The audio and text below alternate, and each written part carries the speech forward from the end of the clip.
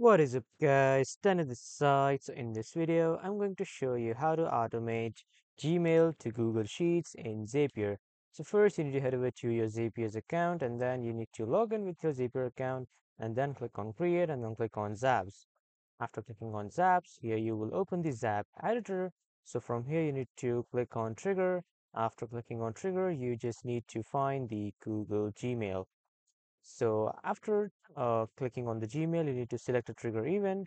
Let's say the new email. So I have selected the trigger event, and after that, you just need to sign in with your Gmail account to connect your Gmail to Zapier.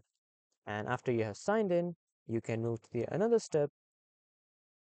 The next step is to choose an action. So click on action.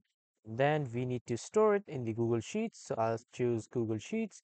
After that, in the event section, you need to uh, choose for clear spreadsheet rows because any of the record or new event will, if it is added, it will directly update it in your new spreadsheet row.